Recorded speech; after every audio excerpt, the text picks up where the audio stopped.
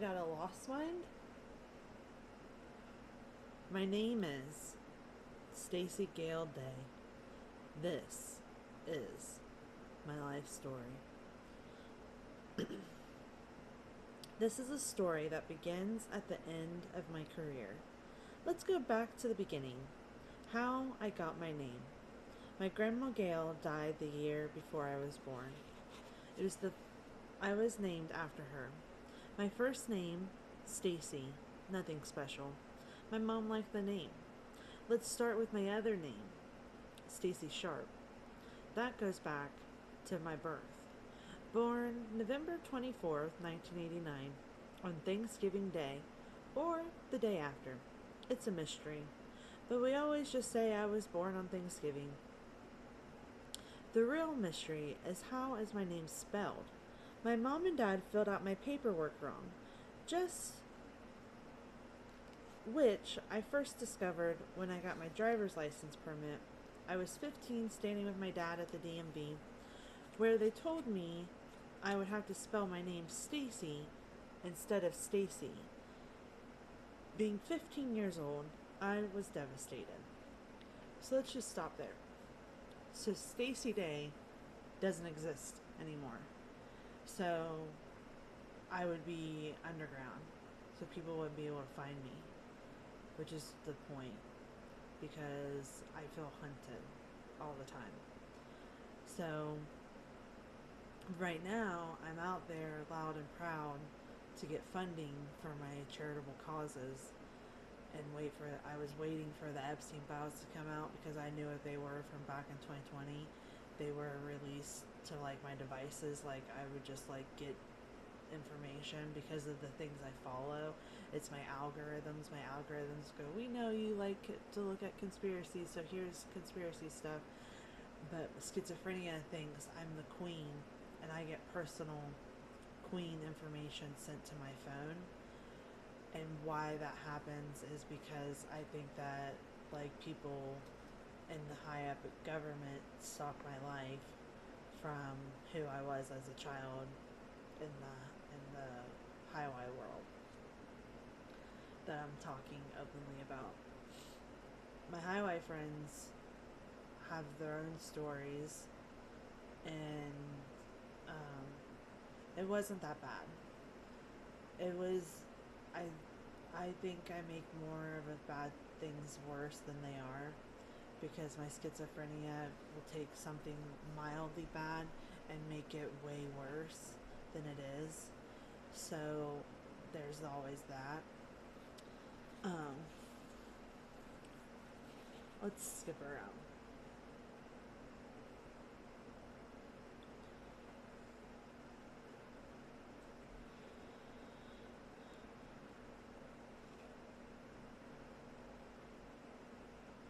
Times that make me take note of the passage of time. Saying goodbye to you today makes a rush of memories fall over me. I will take in every sweet word, cherish every simple kiss, and bathe in every warm hug.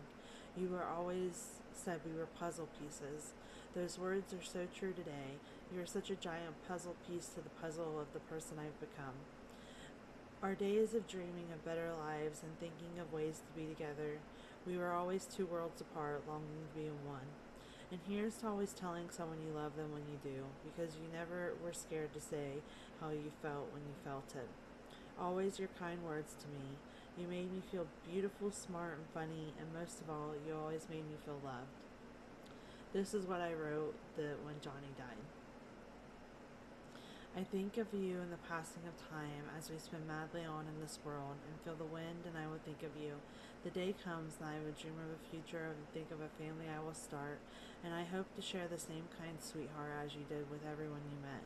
I love you and know and now you get to ride down the river and seek for the ducks. Goodbye, my sweet Johnny. You meant more to me than I would ever let you know, and now I would give anything to answer you when you asked if I loved you. I would say yes. The page has turned, and I plan a beautiful story to read. Johnny and I's story ended the summer of 2007. It's hard to say if we would ever got back together. But I felt When I left Jeff in 2021, I thought of Johnny a lot. When I talked to Jesse, it made me think of Johnny. Would he still love me? Would he want to be with me? They all thought I was crazy. And although I am crazy, I was a good girl. I worked hard and did my best to get through life. And when I think about Johnny, I always see him with someone else. And we would have a great couple. We would have made a great couple in the summer of 2008. If I wasn't with Jeff, I would have done all I could to be with Johnny in a tent, working my magic and drinking slowly and drinking softly. The look to come here, get close and back into a tent, and find ourselves under a sleeping bag, get long kisses in. We would have made it to work, growing into adults and moving careers and building a life, have babies and raise them up, sit on porch swings and listen to Death Cab for Cutie, think back to our youth and find comfort in our simple life. That never happened. I was with Jeff, and if Johnny was alive, he would have picked a beautiful girl, built that life with her, and I would have been watching in, wishing I stood where she stood. That takes us to the next chapter. Whistle for the magic to come back. This is staring at the sky.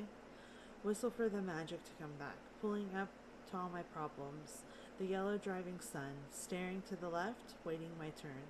My mom turning the corner with her big yellow bus, filled with the magic of her playlist. The beats thumping the road into its well-beaten path to find me.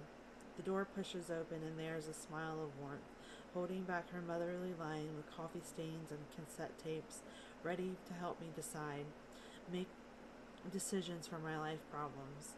But I cannot do is carry on life broken, a break only I can mend. This led me on the journey to find myself. Who was driving? My mom in her magic bus. My mom looking through her mirror, staring at the sad on my face, wondering who will see me. What I never knew all the time is they all see me. The only one that mattered was already looking, her. Who I loved more than all of them, her. Words to her that can't come back, a memory back, remembering us and our dreams.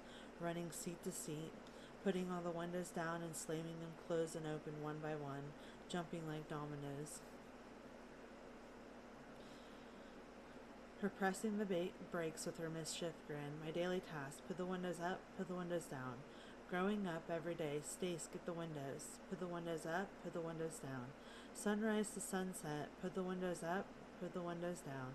To the window, to my walls inside of my son, clicking the plastic, pulling each window down, listening to her talk through the radio overhead, the speaker on the bus, her voice, telling me the world with it, telling me and the world the corrective instructions, ready to follow her rules. And at school, another voice lingered, the door closed. She dropped me off, scared to be away from my mom, fearless in knowing I can handle life in its curves. There I would be jumping and running to the back, ready and knowing what she would slam her brakes, laughing at me, falling. I would come prepared with my name stacking, and each year Stace ran to the back, hopped back and forth, needing the wind for the radio countdown. Getting the sun inside of our son on the wheels, my magic in the seat number. This is a fun book. So then, Lost Mine finishes like this. Rory would finish her book, she would send it to Jess, her goodbye, but the sting is never broken. I'll tug the cord and let you know I'm up the mountain. Follow me and I'll show you the way. This is where peace is. I found it. Drink from the everlasting fountain. 'Cause he's my Jesse Tuck. I mean, his name's Jesse. It's pretty obvious. I fixed me. I did it. Bleeding the memory of Jess out. I read every word spoken. I was there. I will always remember. He is the bird falling around my head. If you're a bird, I'm a bird. After you get hit, you're sitting on the boxes crying, and then Rory sits on the boxes at Yale crying. He has the face. That face. I mean, he's Jess.